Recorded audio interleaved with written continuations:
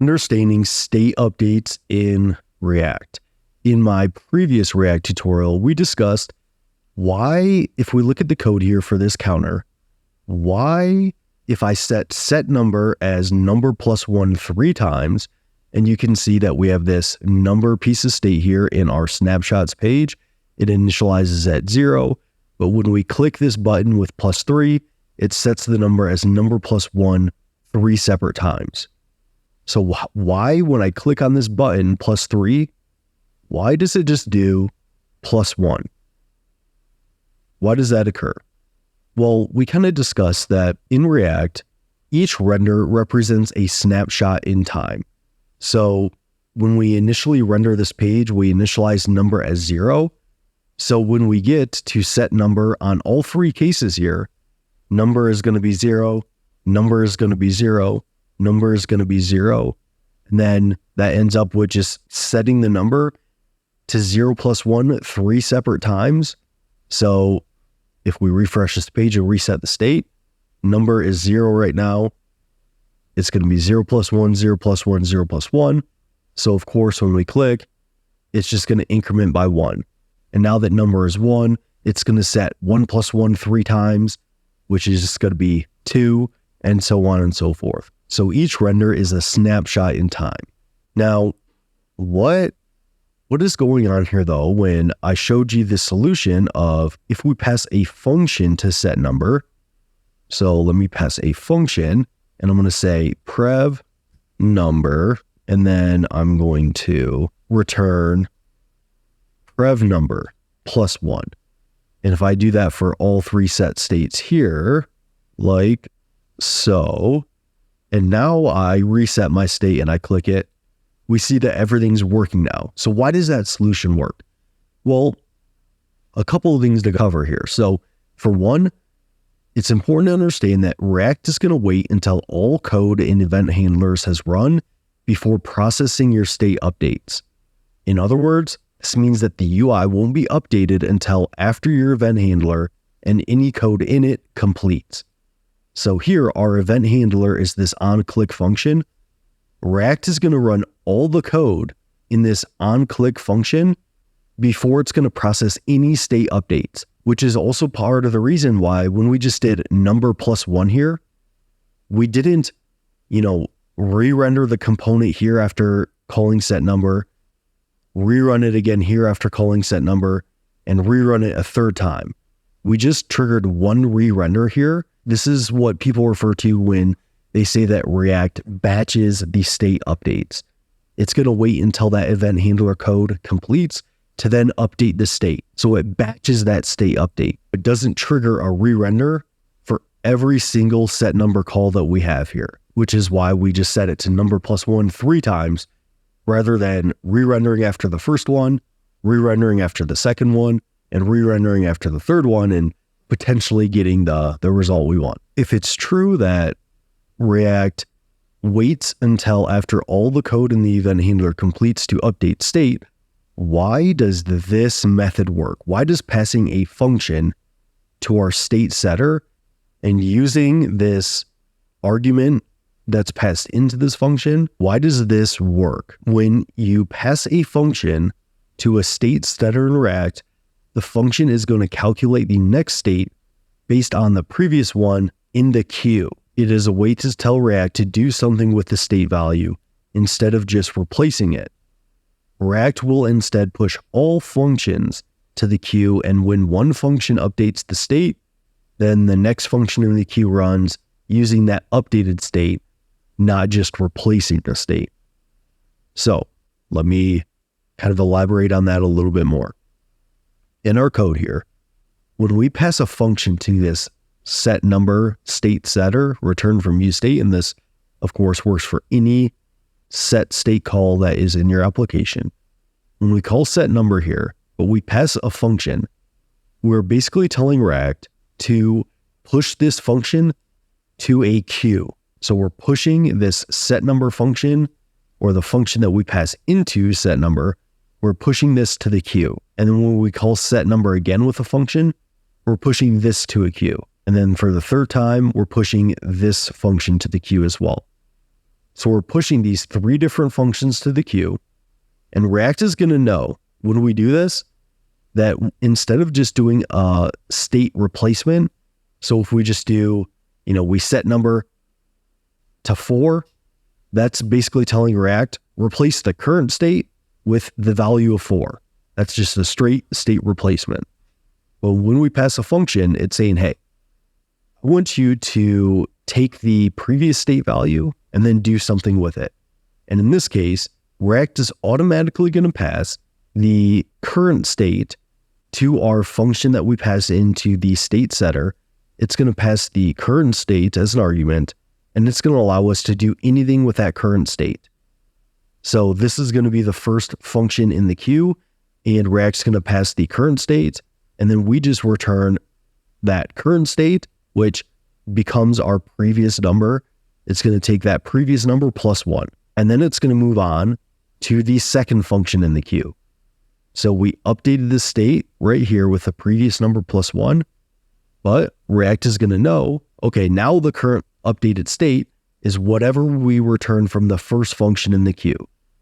So it's going to take the return value from this first function in the queue, and it's going to pass it into our second function of the queue. So if we started with 0 here, prev number is going to be 0. 0 plus 1 is going to be 1, and that's the return value of the first function in the queue. For our second function in the queue, prev number is going to be 1, because that was the return value of our first function. Prev number is going to be 1. We're going to return 1 plus 1, which is 2, and that's the return value of our second function in the queue. So then for our third function in the queue, it's going to pass the return value of our previous function in the queue, which was 2.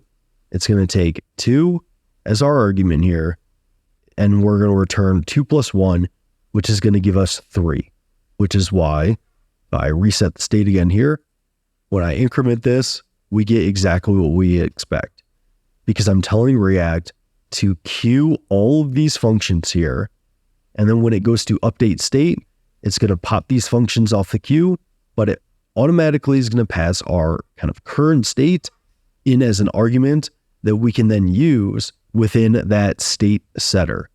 And then for the next function in the queue, it's going to automatically get passed the return value of the previous function that we had in our queue. So the kind of key to this working is that we queue these functions rather than just doing a single state replacement using that snapshot of what our current state was. Now, you might be thinking, so when should you kind of use this passed in function to the state setter? Because honestly, like, you're probably not going to do something like this that often, like in a single event handler, calling the same set state multiple times. Like, that's probably not something you're going to do a ton. Well, you still might use this approach. For one, if you do, there might be some situations to where you do something like this, to where you're going to set the same piece of state multiple times in an event handler. And in that case, you absolutely need to make sure to use this method, or you're probably going to get some weird results. So if you call the same set state in an event handler, use this approach of passing in a function, queuing those functions, and then using the kind of previous state in those functions that React automatically passes in as an argument to those functions. But another time to use it is just whenever you want to use the kind of current state to derive a new state value. So in our functions, we're using the kind of current state to derive a new state value here, prev number plus 1. I still kind of like to use this approach.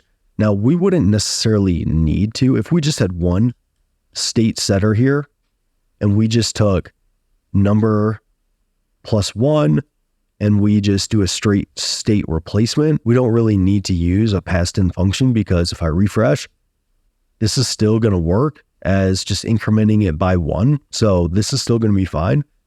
But there might be times to where you need to do like a more kind of complex calculation based on this number right here. So depending on what this number is, maybe you have an if statement that you want to add or some other logic.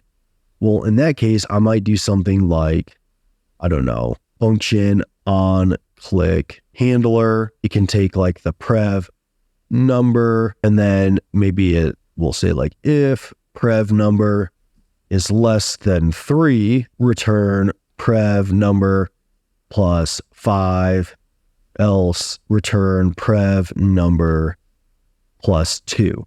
So if it's a lower number, take the larger increment, and if it's 3 or greater, just increase it by 2. And then for this set number function right here, we can just pass in this onClick handler, and it's automatically going to pass us the previous number, and we can add this kind of logic here. And if I did everything correctly, you can see it increments by 5, but now that it's over 3, it should just increment by 2 here, which you can see it doing. So this logic here, it would kind of be messy if we tried to just do like, write in the code here, like number greater than 3 ? And we have like this kind of not very readable ternary operator. I would probably not take that approach. I would much rather just pass in a function to the state setter and use the previous number in that function like what we did here. But then again, it also depends on how you have like your onClick handler set up, because we could also very well do, let updated number equal number plus 2. But then you could say like, if your number is less than 3, then you're going to say that your updated number, you're going to add 3 more to it or something like that. And then you just pass in your updated number as your set number right there. That would also be something that you could do and add your logic in your onClick handler. It really just depends on how your team structures stuff like this. But as a quick recap here, just know that React will wait until all code in the event handler is run before processing your state updates, which means that the UI won't be updated until after your event handler and any code in it completes. This is also called batching state updates. But if you want to kind of opt out of that, or you want to call the same set state function within the onClick code, then you're going to want to pass a function to your state setter, which is basically going to add that function to a queue, and then React is automatically going to pass the current state to that function.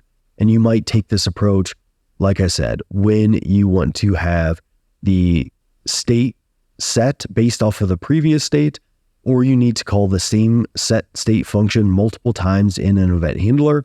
Those are good times to use this approach. So hopefully this video helps out and kind of clarifies some things regarding state updates within React.